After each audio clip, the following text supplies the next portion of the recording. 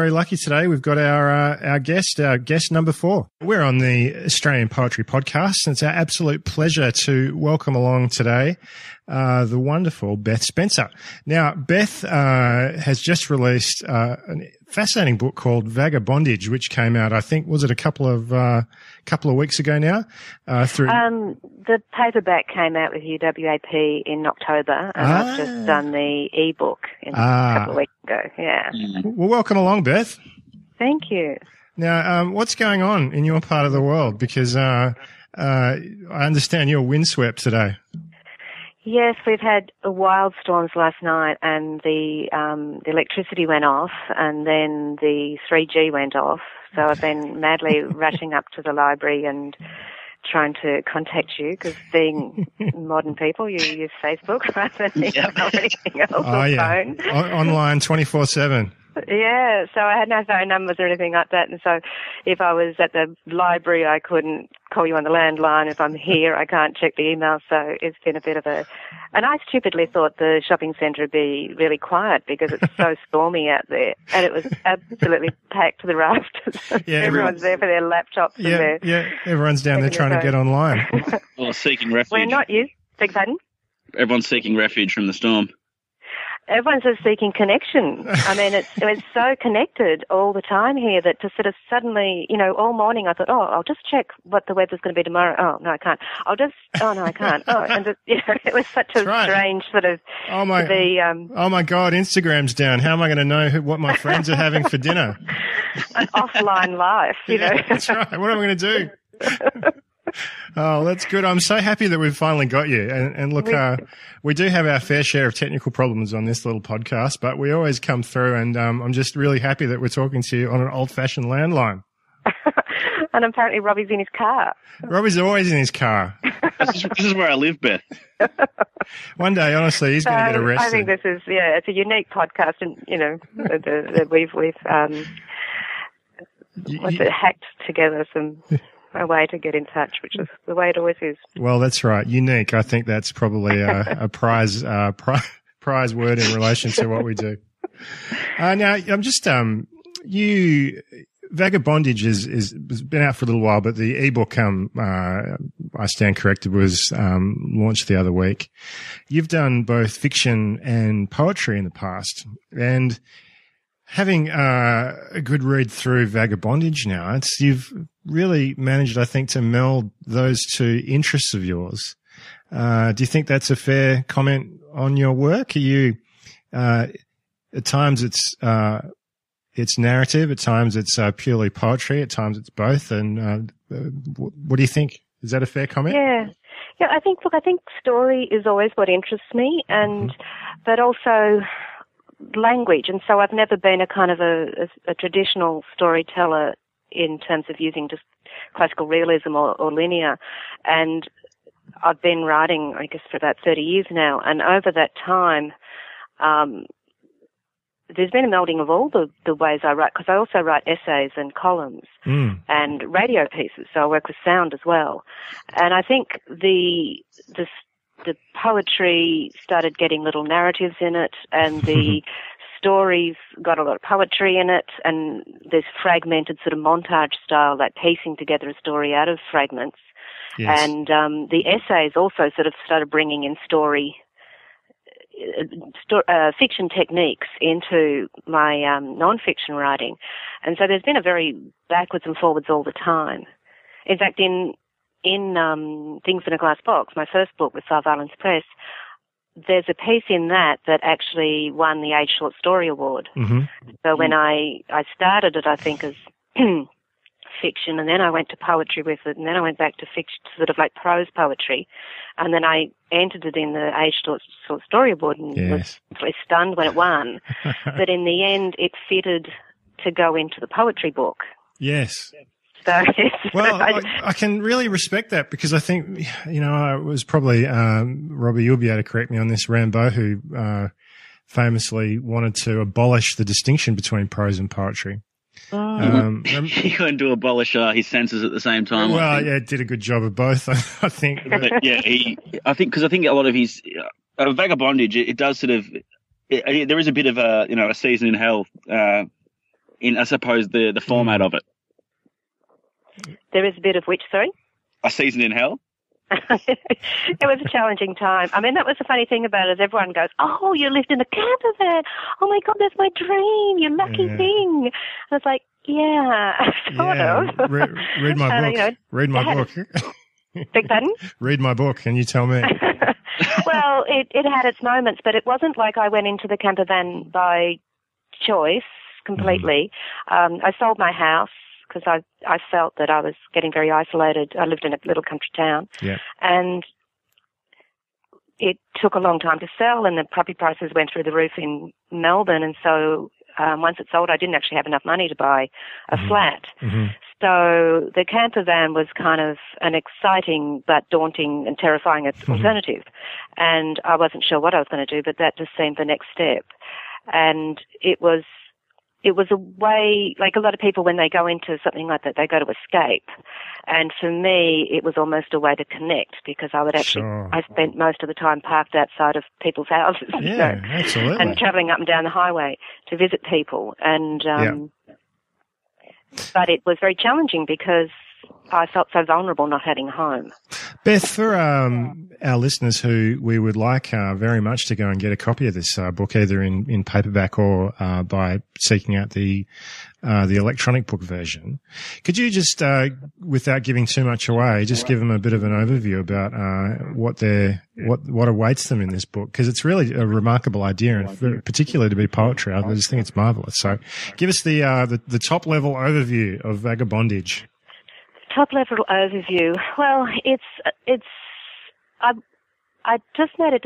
One day I was just driving to the supermarket, and I thought I'd actually stopped writing for a couple of years because I was having a lot of trouble with something I've been working on for a long time, and it was no longer joyful, it was no longer fun. In fact, every time I even thought about writing, I'd get back pain.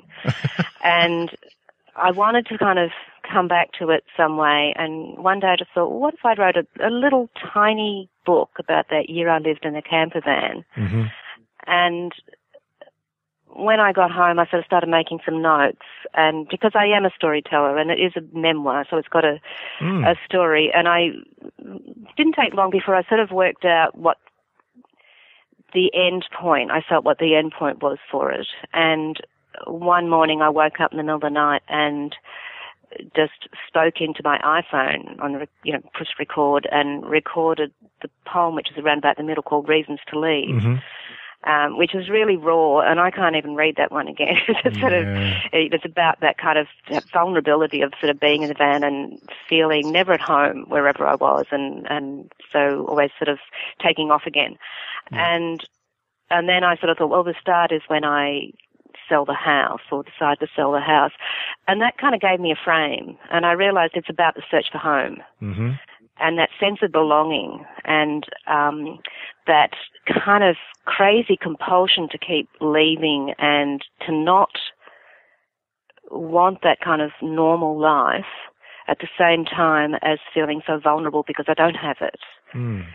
So it was all those kind of things. And that kind of what solitude, I love solitude, but I also love being with people, and can become quite lonely if under certain circumstances, as we all can. And so the difference between loneliness and solitude, all those kind of themes. Well, that links in very nicely to the epigrams at the beginning, which I wanted to ask you about.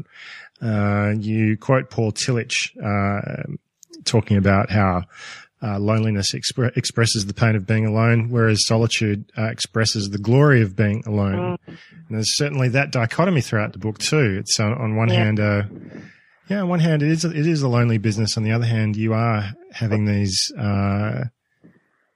experiences of solitude.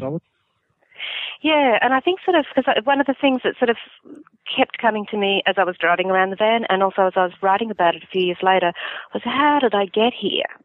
How did I set myself up in a life where I don't have all those things that, because the people I was visiting were at that stage of their life where they had partners, children's fantastic homes, all the latest renovations and stuff, that really good careers. and lots of, friends networks that live nearby and all that kind of thing. They're really in the thick of their life. And here I am rocking up and I've got a camper van. And I'd even I'd stopped writing. So I sort of had lost my identity even as a writer.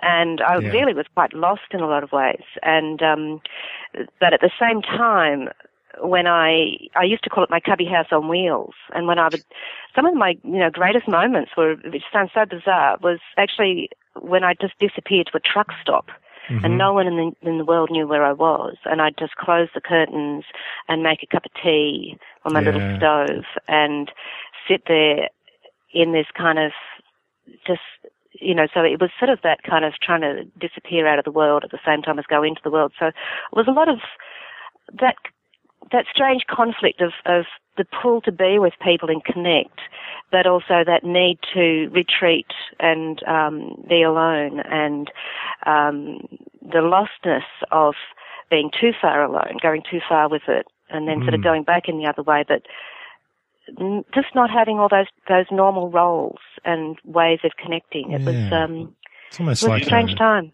It's like an acute version of the experience that many poets have, I think. I think everybody, it's amazing how much it's connected, and with the variety of people it's connected with. Yeah, that's the interesting. Messages, the emails I get and stuff. And we all have those moments. I know for myself that some of my loneliest times in my life have been when I've been in a relationship. Because there's sort of people, and I think the thing I sort of feel about what is the difference between loneliness and solitude, the way I look at it now is that loneliness is when you start comparing yourself to others. And you always compare yourself to people who are better than you, doing better than you or got more. And, you feel inadequate, and that can propel you into that terrible feeling of loneliness. Whereas solitude is when you somehow get yourself in that kind of expanded state where you feel connected to everything. Yes. And so it's an interesting, there's the difference is you know what I mean? You can be in exactly the same circumstances, but the difference is how you look at it. Beth, you identify this book as a memoir, and it is obviously recounting your experience. And going back to the epigrams at the start, the Michael Foucault one where it says, couldn't everyone's life be a work of art? I think what's so interesting about it, when you're talking about how everyone connects with it, so many different people connect with this idea and your experience, is that these are such a universal theme, I think. And did you have that intention at all when you decided to put it out for the public to read? Look, I think the only way I got it written was by keeping on telling myself no one was ever going to read it. Because it is very, it was really exploring quite vulnerable and private times for me. And as soon as I started to and being a writer and always somebody, who has published and wants to connect and stuff, as soon as I'd start thinking, hey, this is actually working out, I'd start thinking, oh, this could actually be quite a good book. And then I'd start getting back pain again and all this sort of stuff. So I had to keep tricking myself. I used all these techniques to trick myself that no one would read it. But I think that's sort of part of being a writer. You do want to connect your work and put it out and see what happens. But I had no idea what would happen with it. I was just so fortunate that, the first place I sent it, which was UWAP, that they took it. Terry Ann White is fantastic there. I mean, I think apart from UQP, it's probably the only trade publisher, or the only publisher that also publishes mainstream books or fiction and so on, that actually does poetry. Yeah, look, Terry Ann White does an incredible job there. The stuff that comes out is just quite remarkable. And there is a lot of that crossover. It's not sort of all stuck in genres and stuff. And there's people like Ross Gibson and so many interesting people in their list. Yeah, look, and in addition to that, you've got some very important work coming out about, particularly West Australian visual artists and you think, in addition to the poetry and that work, you're right, UQP, and then what else is there? Yeah, it's Daylight. Yeah. No, it's good. I mean, the distinctive poetry publishers are so important, but it is amazing to actually have we've still got a couple of presses that see poetry as important to have as part of their list. And I think there's only those two that do that these days. Well, as a Perth boy, I was going to ask you whether that was your only connection to WA. Is there another link apart from your publisher, or did you once live here long ago? And No, because I just had noticed what they were doing, and Terry Ann was one of the first people that friended me when I first went onto Facebook. And so I couldn't work out where to send it, because I don't really have a lot of contact with the poetry world after so long of kind of not being part of it. And I just sent her a message on Facebook, said, would you be interested in this? And also because it was a memoir, I wanted that kind of crossover sense. So oh, great. Well, I want it to be read not just by people who read poetry, but also people who are interested in memoir and writing a memoir in a different way. Yeah. And, so she said to send it straight to me, and off we went. Well, look, Robbie, I take it as a matter of personal pride that West Australia picked up the rights and not Victoria. So there you are, mate. No offense taken. No, good. Look, I was going to mention the quote as well by Foucault on the front, and particularly about the style in which I think much of the book is written. Why should the lamp or the house be an art object but not your life? And I know Robbie and I had a discussion with Andrew Burke when he was on about what critics sometimes fit up poets as being quotidian. Whereas really I say they're just writing intelligently about their own lives and what's in their immediate surround. And your style in particular, I think, lends itself to just writing, simply and directly and straightforward and, in a powerful way about what is in your, immediate life. Was that something you did deliberately? Well, I like writing poetry, and I think why, because there was one stage when I started seeing it working together and started seeing all the connections and that theme about home and belonging. And I thought, well, could I turn this into a prose book? Could I write it in a different way? Given that was my last book, was fiction, and it seems like going, as a departure again to another direction.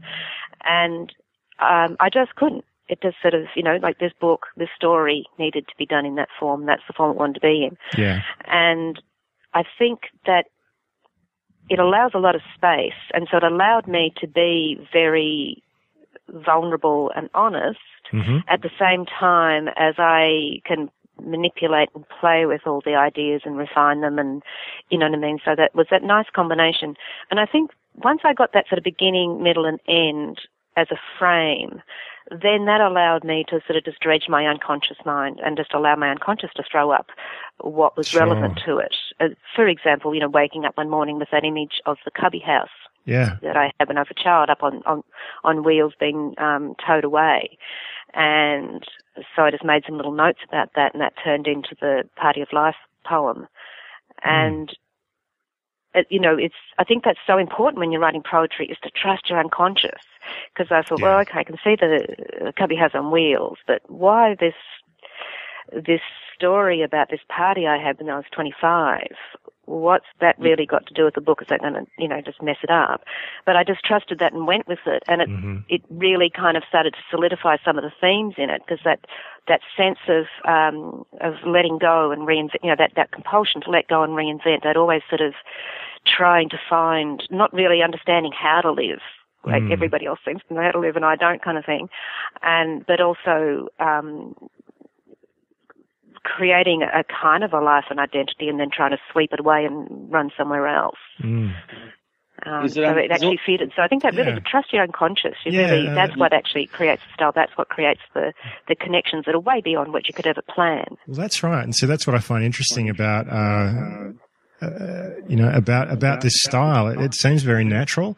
And when I read your work, I find I read it in a very natural way. Like, I'll pore over a John Ashbery poem and, spend hours trying to pick apart, the complexity of it. But then, I get this very powerful feeling from your work, and, I'll read it from beginning to end, and want to get to the end almost like you'd read a narrative. And so I think that's, that's important, I think. Yeah, the comment from Kylie Taranto on the cover, who's a radio producer that I've worked with in the past and who's also become a friend, and when she sort of wrote that back to me, I just thought, oh, that's my favourite comment in the whole world. She said it was fun to read and you know, profound as well. And it's that combination. I like, you know, I read a lot, I think a lot. They look deceptively simple, but you know, I do actually work. You know, like for some of those small poems, there might have been, you know, 20 pages of notes before I sort of ended up with that small part of it. And but I want it to be fun to read. I mean, you know, to me, it's got to engage people on lots of levels for me to be happy with it. Well, I think. And go on. No, I was just going to say, I think you've said exactly what I've spent too many words trying to explain, which is that it does engage you on a number of levels. You really want to read it, and it's enjoyable to read, but there's a depth to it as well. And I think sort of, and I think why I like poetry, as I was thinking about this, well, I do really like story. You know, I really love story. I love narrative. I love that kind of movement of story and history and so on. But I've never been able to write in that kind of classical realist style. And I think and I can remember years ago someone saying to me, oh, you just like country music because there's stories in it. And I thought, I don't think that's really why, because I do like country music, but I don't think that's why, because the funny thing was when I was growing up, for someone who's so into words, when I was growing up and I would listen to songs, I never knew what they actually said. Yeah. And you just sort of take it all in with your whole body in every sense. And then you find out afterwards. I remember a few weeks ago, the guy that wrote Walk Away, Renee, died, and people were posting on YouTube about that, and I thought, Walk Away, Renee, I can't remember that song. And they were saying it's a huge song from the 60s. So I went and listened to it on YouTube, and instantly it just hit me as this whole body experience listening to it. But I never knew that was the story, Walk Away, Renee, you won't see me at your back door.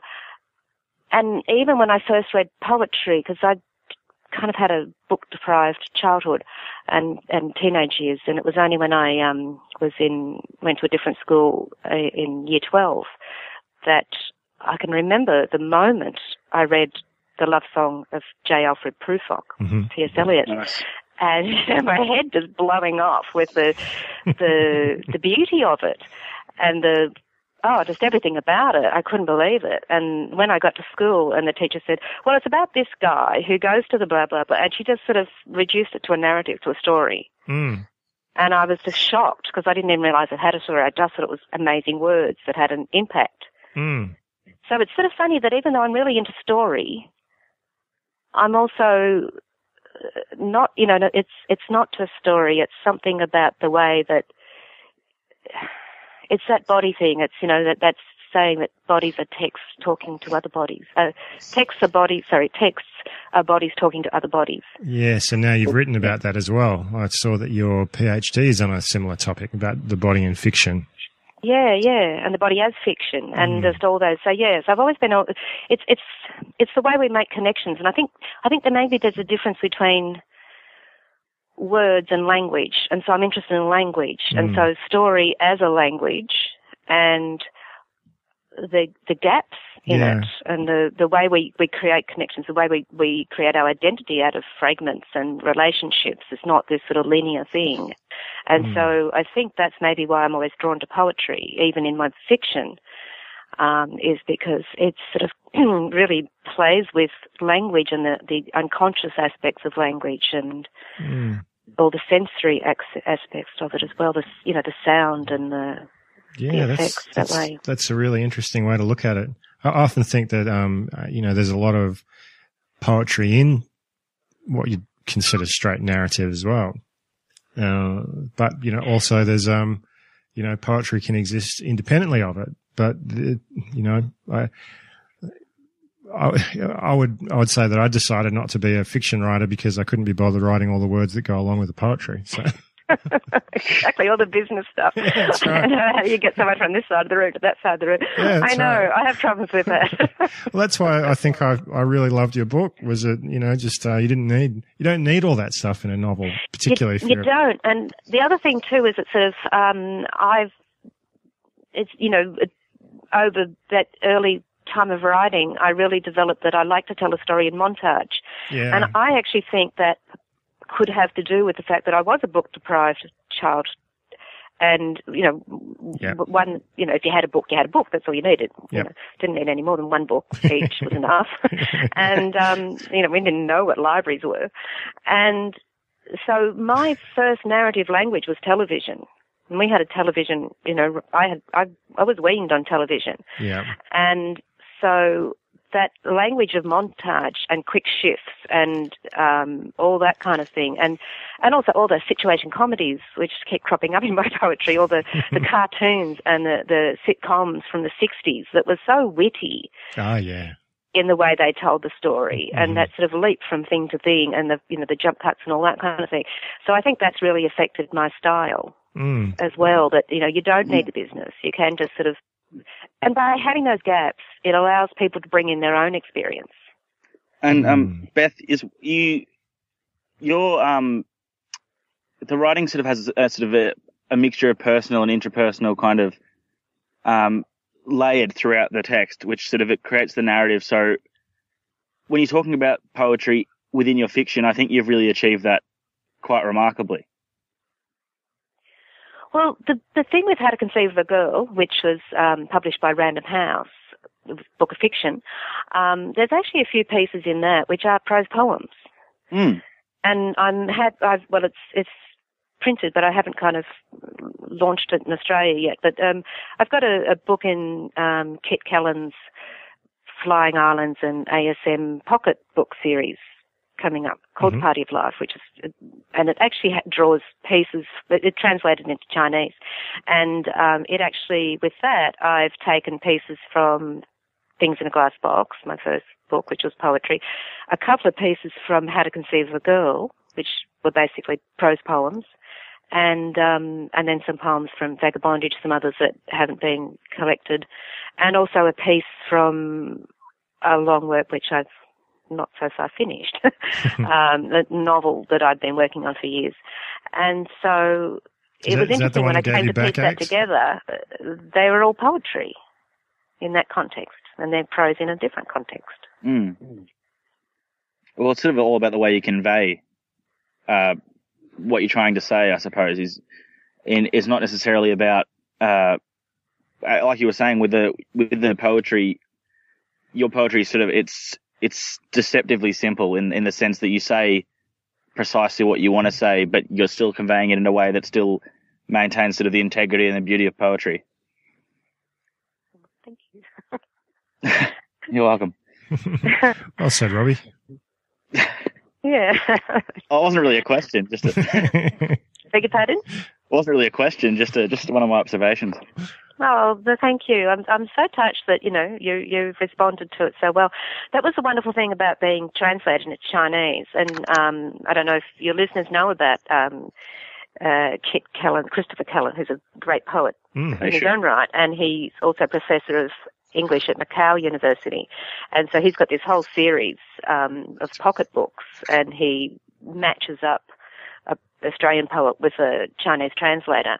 And it was an amazing experience to find that something I wrote like 20 years ago connects so strongly with someone of a completely different generation and of a completely different culture.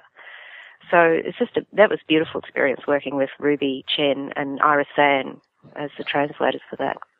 That is interesting. Wonderful. It's a tough business, translating poetry.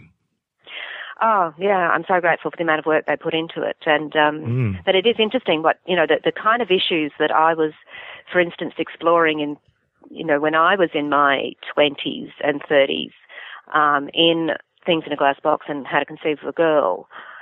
It's amazing to see these young Chinese women going through a lot of those sort of gender issues. And apparently, and the one they chose originally for an anthology that Kit did, I just sent things in a glass box, and the translator, Iris Van, chose the ones she wanted. And I was really surprised by her choice. She chose a really long one called The Museum of Fire.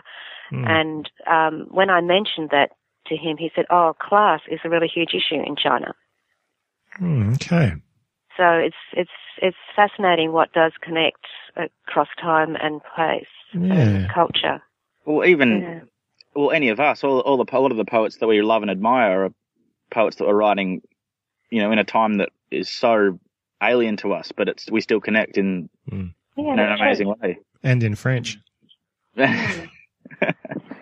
I think these days everything just sort of cycles over so fast. You don't expect it. It's always got to be new. Everyone wants something new, and so it's sort of you don't expect. I always am surprised.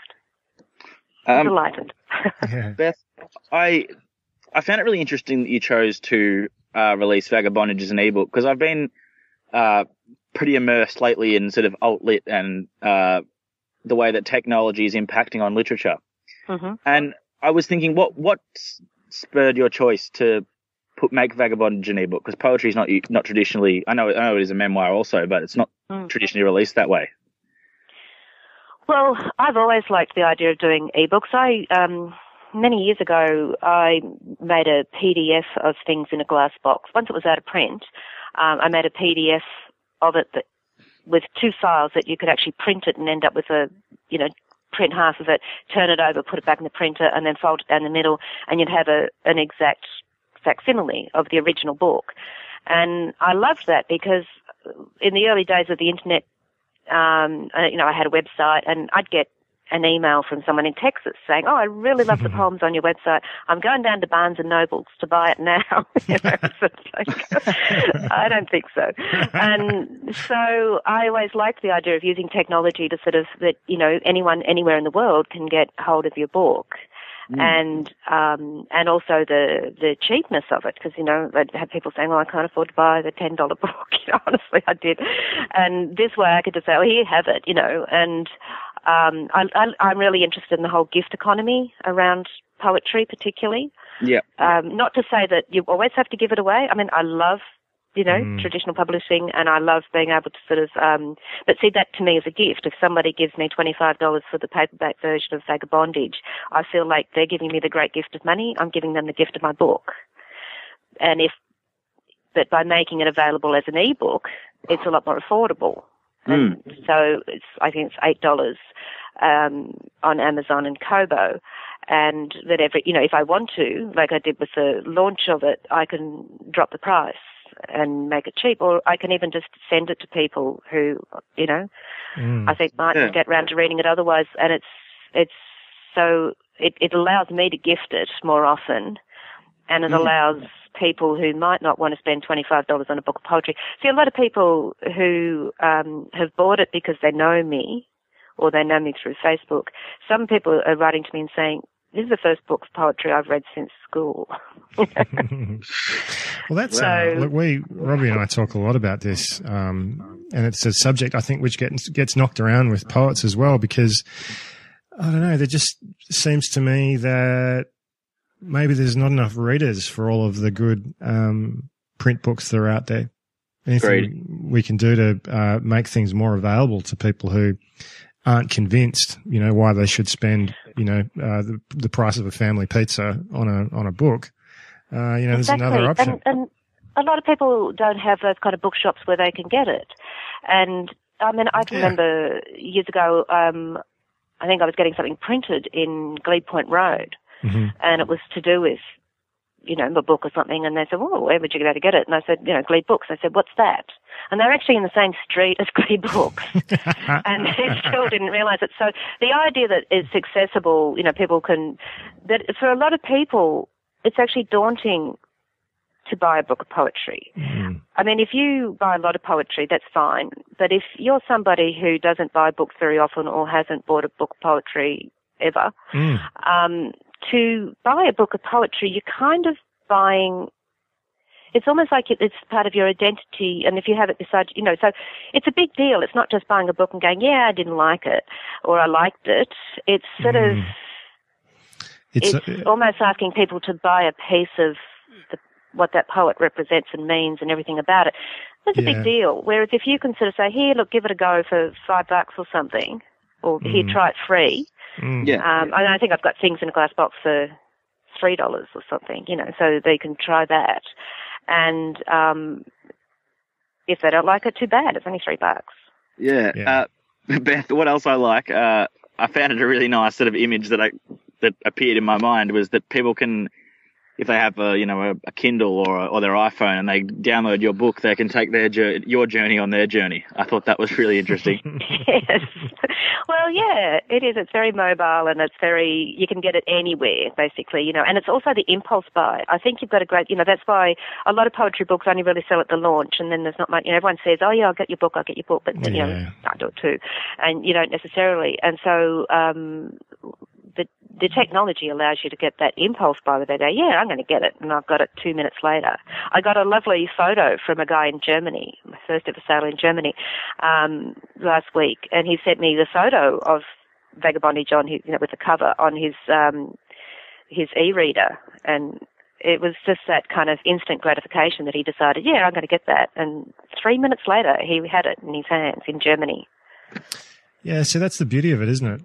Yeah. The other thing too, and I like reading poetry, and if it's well designed and stuff, I like reading it on Kindle. I think Kindle's it's a nice way to read. Well, I was going to ask you about that because I've had a read of the Kindle version now, and when we discussed it off air, one of the things that I find sometimes a little bit difficult about reading poetry on Kindle is that, an e-reader will have its own mind in relation to text flow.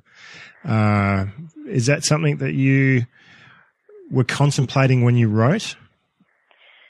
No, but did you find it, did it work out okay on your Kindle reader? Absolutely no problems at all. Yeah. What I, and I totally recommend for everybody, is I use Scrivener to write. This is the first book I've written with Scrivener. Yep. I don't know if do you know Scrivener software? I use Scrivener, yes, but not for poetry. Oh, you should. It's fantastic because, instead of when you write a book of poetry, you end up with all these files, and then you end up with all the drafts. Yeah. And it's like chaos, and then you've got to, work it all around and stuff like that. And laboriously put them all into a Word file, and then shuffle them around and print and all that kind of thing. Scrivener, you can just have a poem per. I don't know what they call it, per record. Like a chapter. And you can just endlessly move them around. Plus you've got a down the side you can make notes about it. Yeah. And then every time you want to, do another draft, you just hit Control 5 and it takes a photo of it and puts that there with the date on it. And so then you can completely change it. And then you go, no, I want to go back to that previous version, and it's still all there. And it's so fast and so easy to sort of manipulate it and play with it, and then that rearranging to get the order and so on is fantastic. But the other good thing about Scrivener is once you've done all that, then you can compile it and export it as a Mobi file, which is a Kindle file, or as an EPUB, which can be read with Adobe Digital Editions. It's the free software that you can have on anything, and or as a PDF or as a Word file, and you can play with it there. So but once it exports it, each of those poems, you can sort of format it so that it has a page break at the end of each. So then it becomes better to read. What a great recommendation. All right, I'm definitely going to go have a play with that in relation to the poems. It's a $50 software designed by writers for writers. And it's also great because, to compile a new book. So when Kit Kellen asked did I want to be in his Pocket series, I imported into a Scrivener project, a new project, all my poems from everywhere, and just imported them all in, and then sort of just played around with them, put them in different folders, and the A list, the B list, and then the order, and all that kind of thing. And it made compiling a new book out of old material so much easier. It was amazing. Right. Well, I think our listeners will agree that advice alone was worth the price of admission to the Australian Poetry Podcast today. That's why I love doing this, Beth. I learn something every time I talk to anybody. It's great. Yeah. That's what it's all about, isn't it? Yeah. Sharing and connecting. Exactly right. Exactly right. Robbie? Robbie, you there? Have we lost Robbie? Oh, no, I might have lost Robbie. Yeah, well, that's stormy. Oh, you're in Perth. I don't know if it's stormy in Melbourne. No, it's a beautiful 30 degrees. What's the matter, mate? What are you doing over there? Robbie. I think I just got like a massive flock of birds just attacked me on the car. So. Okay, all right, mate. No problems. Tickle things. Well, Beth, what I like... Go on, mate. Not on the car, but they... Anyway, they're gone now. Right, just the exact moment I decided not to be a microphone hog and let you ask a question, mate. Robbie, over to you. He's gone again. Yeah, well, that's interesting. I was going to ask particularly about ebooks. Do you think that would be... is that the future for poetry, do you think? Electronic distribution of poems? I like the idea of having both. So, I mean, and years ago, before there were actually e-readers, I actually wrote a little article for The Age about it, but no one ever responded to it. But my idea then was that, you do a cheap electronic version or a free, even give it away for free, because no one makes money from poetry anyway. No. So why do we try so much energy goes in trying to get them into bookshops and to go through that kind of traditional old technology of distribution, and you make so little out of it or lose money on it anyway. So if we can make electronic versions and give them away, and then you could have like a rare book version that people pay for. Because often, I think people, if they really like something, they do want, then they go, well, then I'll get a hard copy of it. Yeah, that's right. Or if they see you at a launch or something, and you get to sign it or whatever. And so I don't think it's incompatible at all. I think it's an either or. I think they can really support each other, and that not only just for Vagabondage, I've got the paperback version, which was beautifully done by UWAP, and then I've got the e-version. But another way of doing it, if you're putting out a book of poetry, is you could do I think actually Pitt Street Poetry started off doing that. They did like 3 versions. So they had the e-version, which was cheap, and then they had the ordinary paperback version, and then they had the deluxe version. Yeah, and there's a history. So I think there's that sort of that rare book. You can make going back to those days when books were beautiful objects, and there's something precious about it as a book. Yeah. Well, I often have this debate with people because I think there's a reason why a real pot boiler costs about the same, more or less, as a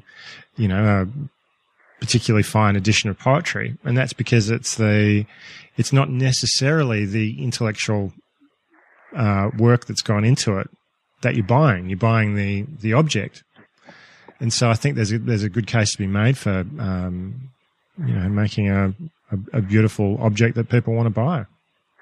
Yeah, and I think that flexibility, and going back to what we were saying before about the gift economy, there's a lot of sort of stigma around, if you give it away for free, it's not valued. And I think there's a certain truth to that. Because I have to say, when I put things in a glass box up on the web and gave it away for free, I had probably had about, over a couple of years, had about 700 hits on that. I don't know how many of those actually downloaded it. No, it was 700 hits on the actual download page. I didn't get one person write to me. Okay. And whereas other times, I have. And so it's sort of funny. It's sort of like it devalues it to give it away for free. And that's why I prefer the idea of this notion of exchange. And that if I decide to gift somebody, or the idea of the gift, if I decide, it's not like I'm giving my book away for free. I think I'm giving it as a gift to them, and maybe they'll gift something of theirs to somebody else. Yep. Or maybe someday they'll gift something back to me. And even when I'm selling it, it's a gift, I mean, actually, when I actually learnt this when I was selling my house. In the end, the way I had a beautiful sale when I took it away from the agents and sold it myself. I had a great time with there was 3 women that were interested in it, and we had this really beautiful kind of interaction. And in the end, when the one who got it, who did the bit more, when we exchanged contracts, we met in a cafe in the city, and we actually, without telling each other, we both bought each other gifts. Yes. Yeah. To symbolize it and so on. And, I just said, I feel like you're giving me the great gift of money, which is going to help me and expand my life. And I'm giving you the great gift of this house that I've loved and nurtured and, made into an amazing place. Because that was a beautiful garden. A lot of work up there. It was an amazing garden. Well, I think it's a lot of work. I don't regret. Yeah, it's an interesting way to look at it. And I've been interested for a while now in the idea of pay-as-you-wish models. Yes. Which I love that. Yeah, just really interesting. The idea that you, here's my work, take it, and then pay what you think it's worth. Exactly, because to one person it's worth $25, and to another person, I'll just have a look at it, it's only worth $1. Yeah. Fine, if that's all it's worth to you. Yeah. And then if you change your mind once you've read it, and, come back and buy something else with mine, or, use the donation button. I sort of take a long time to sort of work out the tech of all this stuff, so everything takes me forever to do.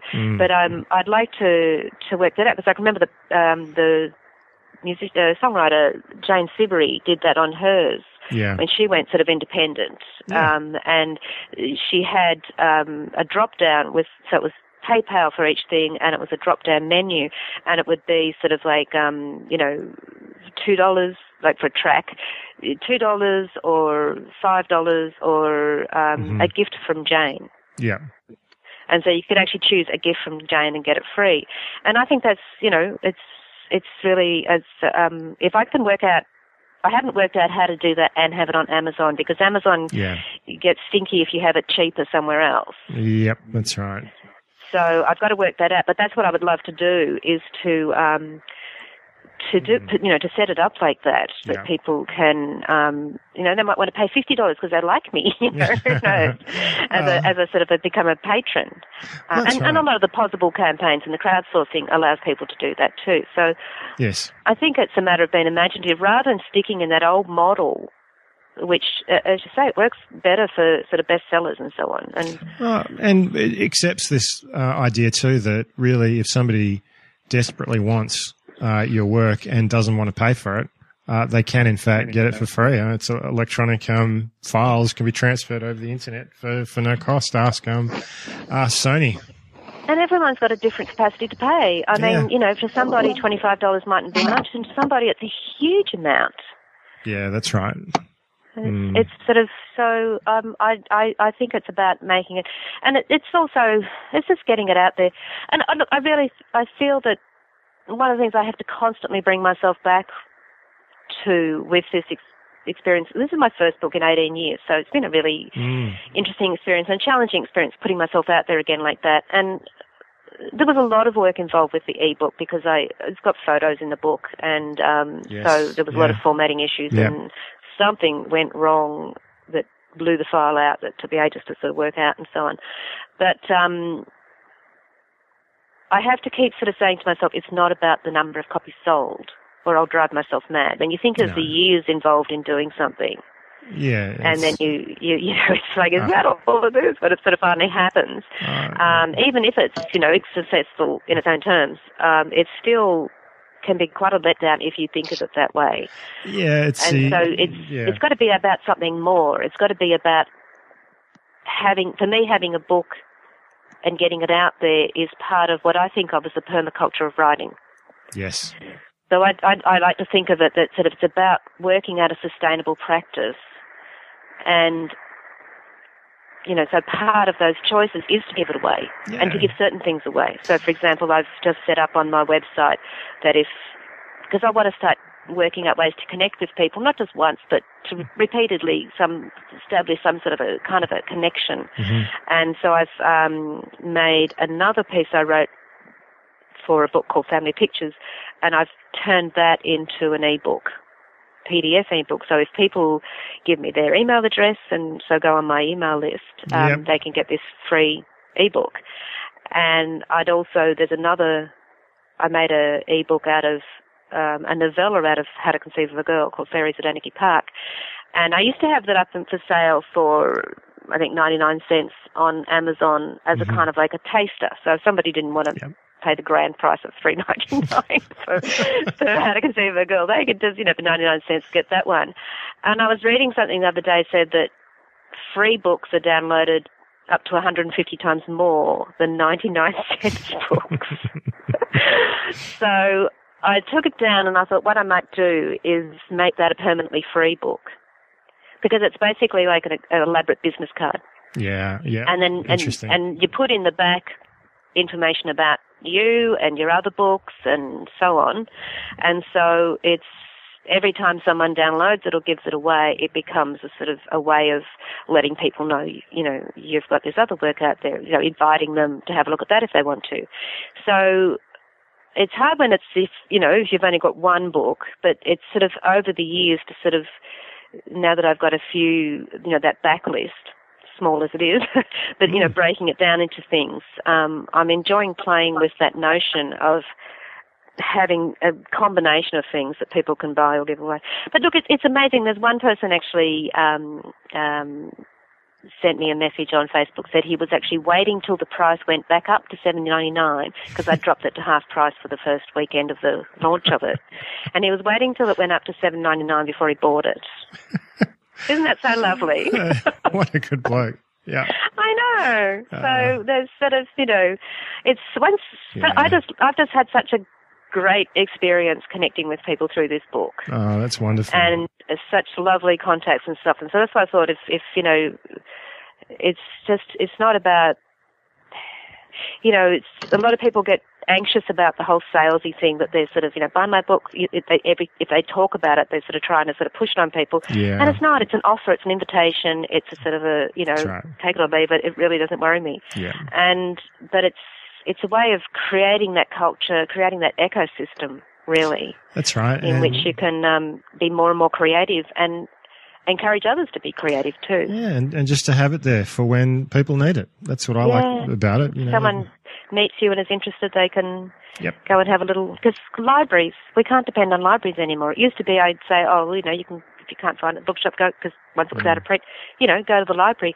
But the libraries now throw away anything that's more than a couple of years old. I know Robbie can't even get into a room in the library. No. Stay in the car park. Before I know it, they won't even let me in the car park. Yeah, that's right. No, they'll come out and they sent the birds to get you. Yeah. That's right. No, but I work in a library, Beth. Oh, yeah. And it is a shame the amount of poetry that is missing. Basically, there's not very much. It doesn't get the priority, and they do get rid of books that are old, and most poetry sits there and then they get rid of it, unfortunately. Yeah, and if it hasn't, if it only gets borrowed a couple of times, then it's out. And that's, the old days, what a library was, so it was archiving all those books so you could find, and it's amazing, some incredible books, you can't find them in any library system now. And unless people know how to, a lot of writers have trouble with technology, and unless they, they don't know how to get a book up on Kindle, get their backlist up. And that's why, check out Scrivener, because it is a way to get your backlist not too difficultly up on, to make it available again. But years ago, when I was thinking about this whole thing with how to get the books out and the getting away from that idea of trying to get them in bookshops, because I helped a magazine try to get stuff in bookshops once, and it was an enormous amount of effort. And half of them, you never saw the returns from, they never paid for them in the end anyway. Yep. And I came up with this idea that what if the literature board, when it funds a book of poetry, gave a little bit more. So in those days, we're talking about the old way, because like now print on demand is also liberating everything. Lightning Source is just incredible what they do. Yeah. But this is back in the days of, a print run might cost $3,000 or $2,000 or something. And huge amount of money, huge amount of work, then all the effort that goes in trying to get those sold. And so I came up with a suggestion of what if the literature board, say they gave $2,000 towards printing. What if they gave $2,500 and that gave them 500 copies. So, once you've set up the printing, to print another 500 doesn't cost that much. Yeah. And so what if they printed an extra 500 copies and that got given to libraries for free throughout Australia? Great idea. And I even talked to a woman who was the head of the Library Association. She said, yeah, we'd be in it. And she said, she'd help get it going and stuff if the Literature Board was interested. But the Literature Board wasn't interested at the time. They just sort of, no, it's I can't remember what their argument was, but this is so focused on bookshops. It's so focused on traditional publishing, and it's so focused on print, and it's so focused on selling through bookshops. And I think that's a bit of a pity. So libraries could be an extraordinary distribution point. And I was even thinking, like those dump bins they have in shops where, you see the front of a dozen books facing you as you walk in. Yep, uh-huh. And imagine if you had those in libraries and they were given to libraries. So the libraries didn't have to say, that we can't take that out of our budget. Yeah. And that was just given to libraries so that somebody in, in a remote part of Australia could walk into their library and see your book. Mm. Or someone who lives next door to Glee Books. And doesn't know it exists. Yeah. Or is afraid to go in there. It's like a pawn shop for a lot of people, to sort of walk into a poetry section and yeah, I agree. It's just out of their comfort zone. So and like instead of just buying, which poet am I going to spend my money on, to be able to go into the library and go, I'll try this, take home half a dozen books. Yes. And browse until you find something you like. And then each of those books in the back of it could have an advertisement of where they can buy a copy. Yeah, that's right. Or buy right. other books in the series or other books by that poet. So I think that would be a way of sort of, an interesting way of distribution using libraries. But yeah, just finding more readers, finding people who can be turned on by this great stuff. I mean, that's what I think. I wonder what the education system did to people back when they were teenagers. You have to really convince someone to pick up a book of poems. And if it's there and it's in the library and it's available, that might be one way to get around it. Well, I think also in school, not that I did poetry in school till later, but it wasn't like you read it for pleasure. You had to analyse it and you had to discuss it and you had to know what it meant and all that kind of stuff, Yeah, that's true. Take the fun out of it. It was always considered hard work, Yeah, that's right. But the other thing too is if the funding bodies were funding poetry books to go into libraries, then that means that everybody in Australia who goes into a library knows the Australia Council exists. Yes, that's true. And that they're getting benefit of it and stuff. So I think it would be a win-win, really, for... Oh, I think you're right. You're a librarian, go for it. Yeah, come on, Robbie. Now, Beth, we're going to run out of time, and we haven't twisted your arm yet to read us some poetry. Oh, I have a request, Beth. Oh, okay. What I was going to say earlier, before the birds attacked me, and they really did throw me. My favourite poem from the book is "My Garden, My Sand Mandala." Oh, really? I love the idea of your garden can be anywhere you are. Your home. You can find home, whether it's within yourself or elsewhere. And I was hoping you'd read that one for us if you have it around. I do. That's a really interesting interpretation of that, actually, because where that came from was when because I bought it was like the cheapest house in the world when I couldn't believe it when I got it. And the garden was a complete wreck, but it used to be like 30 years before that. It had been a beautiful garden. And so I spent years and years and years out there working in the garden. I mean, it was a huge amount of work, but I was aware of how quickly a garden can disappear once it's not cared for, because I could find the bones of the old garden, and I knew from talking to neighbours that they had, been incredible gardeners, but you just couldn't see it when you walked in.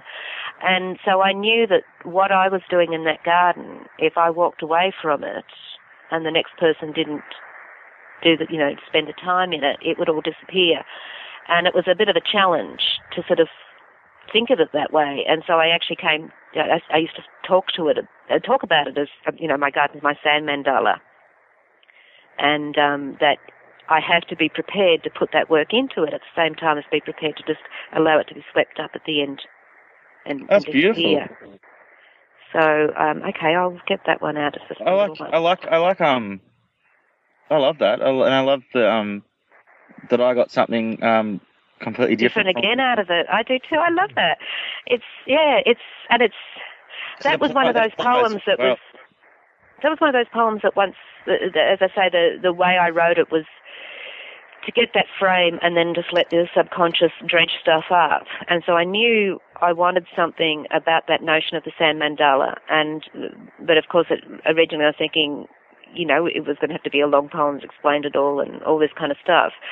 And then one day, I just, sat at the computer and it was basically the title that gave me the poem. And then I just wrote those few lines and I thought, is that enough? And I sent it I had the most wonderful person, Ian Swansborough, who, towards the end of it, I had a great week with him where he would read the poems and comment on them, and then I'd, revise and then send it back, and we spent hours on the phone talking. It was a wonderful experience, and he's such a great editor and a lovely friend.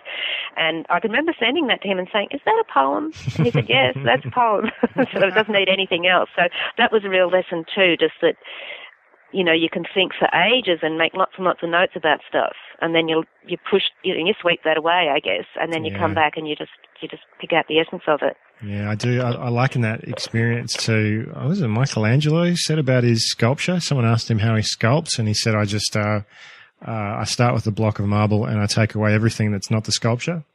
Yeah, that's a beautiful quote. Not sure if it was him, but that's it was him.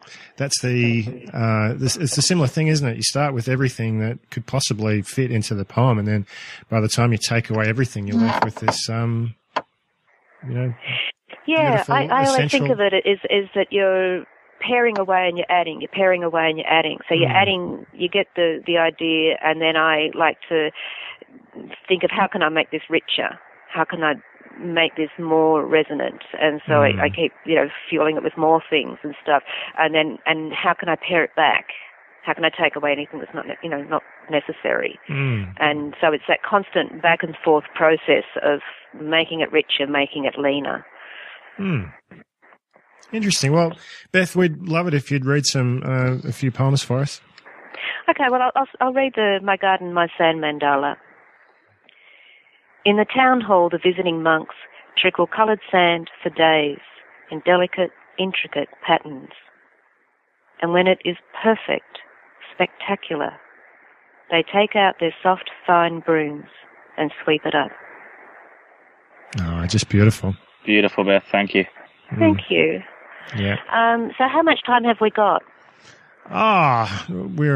This is the internet, so none of it costs anything. So, we could go for days. Well, what if I read The Party of Life? I was going to ask you to read that one because that's one of my favourites. Oh, good. Sounds like I wish I was there. I think it's a good party. It does sound like a great party. And I used the title for the book that's coming out with Flying Islands, the Chinese bilingual one. And it turned out to be a very good title for a book. Yeah, I agree. And a wonderful idea for a party. Yes. That was the days when we did elaborate parties like that. Yeah. Okay, so it's getting dark here and I don't have any electricity, so hopefully I'll be able to see this. Okay, The Party of Life. For my 25th birthday, the invitation said, wear black. An old primary school photo with my anxious face circled, including a big white bow in my hair, had an arrow and the words, will this girl make it to 25, scrawled across the bottom. Perhaps it was those 60s cartoons that declared, never trust anyone over 25. Or maybe I just always knew I would burn myself out by then. Each new crack in my heart, each new cut of experience, digging graves in soft soil. So we called it instead of a suicide party, and told the guests to wear black. In the kitchen, my housemates prepared a storyboard out of the pickings from a cardboard box of photos and souvenirs. Below a snap of my cubby house up on a trailer, taken on the day it was given away to neighbours, Lynn wrote, "Never knew a permanent home," and stuck a pin in it. Ridiculously, we fought over this, the historian versus the journalists and fabulists. I was overruled, of course, howled down, wriggling. They evicted me from the party room. After all, I was dead, leaving them free to sift and interpret the traces with latitude and glee. Never let the facts, etc. And here, I think about this, 25 years older and wiser, as I draw the curtains inside my high-top camper van, wash my cup and plate, climb into my narrow bed. On the evening of my 25th birthday, I was shooed out of the kitchen, away from the party food, and commanded to lie in state in my bedroom. So I put on my Miss Havisham wedding dress, complete with faint patches of mildew, and arranged myself on top of the covers. Jill's boyfriend came to keep me company, sitting quietly in his black turtleneck, my unofficial confessor. Each time I heard the girls calling, "Oh, she makes a lovely corpse," their voices drifting down the hallway, I stubbed out my cigarette, stashed the champagne under the bed, clasped my rose, closed my eyes, crossed my bare feet neatly. Mostly the guests were speechless. The flickering candles, the baby powder on my face, the band-aids just visible at the edge of my wrists. Did we go overboard? Even the trendy punks from down the street muttered, "This is macabre," and left. Only Teresa and Jenny, after pausing in the doorway for just a heartbeat, or two, maybe three, flung themselves at my feet, weeping, wailing, and gnashing their teeth, as they recounted our lives together. "Oh, remember when? Remember when?" And I smiled, a secret smile in the candlelit dark. Outside, in the bright living room, the guests bonded over the polystyrene tombstone, the epitaph from Plath, the black crepe paper chains, and the cardboard coffin containing the dips and chips. The volume grew steadily as they became ever more exuberant, relieved just to be alive. Through the wall, voices rising, laughter, music, The Clash, Blondie, Human League, Marvin Gaye. Every now and then, the brittle sound of a glass being smashed. Never knew a permanent home. I honestly can't say why that one rankled so much. A fibro cubby house with its fake Fred Flintstone walls. As if that was my childhood home. That small. That flimsy. From the town of Bedrock, there are things right out of history. But I guess it is true. I always have had an urge, or a habit, not entirely conscious, a penchant to cast myself adrift, trusting to the invisible parachute. The schools I chose, the uni where I knew no one, moving state, jettisoning relationships. Always an eye out for the clean slate, the chance to reinvent, write the storyboard. At midnight on my 25th birthday, I rose and joined the party in the living room. We sang "Happy Birthday" and "Hip Hip Hooray," and I shed the lace wedding dress, emerging whole in a vintage white mini with a beaded neckline, and danced till dawn, virginal amidst the inner city black. I rise. And now here I am at 50, rising, trailing wisps of stuff down the highway, the odd patch of mildew, in a cubby house again, on wheels, still looking for the living room. Bravo, Beth. Stunning, Beth. Thank you. What I love about that one is how it relates back to, this idea of you lying in state at a party to, the very idea of the entire book, Vagabondage. Just beautifully done. I really enjoyed that. Thank you. Yeah, and as I said, that's that's why when you write poetry, I think you just really got to trust your subconscious, because, my logical voice is, what's this got to do with anything? And there it is. And it's sort of, you just go with it, and it sort of, it works. Well, thank you so much for joining us today, Beth. We're going to include. It's been great. Oh, it really has been. We can talk all day, and the internet would probably let us too. But you're about to be plunged into darkness, so you've got to get the candles out and lie in state, maybe at home. It's only 3:30, but it's pretty dark. I know. Well, I hope the weather improves at least. Yeah. Oh, well, I'm very grateful to all those SES people who's firemen out there in the cold and the wind, trying to get it all working again. Yeah, well, that's good. Well, thank you again, Beth Spencer. All the links to everything we've spoken about today will be in the show notes. Robbie? Thanks very much for listening, everyone. This is the Australian Poetry Podcast, and we'll see you next week. See you then. Right, bye. Bye.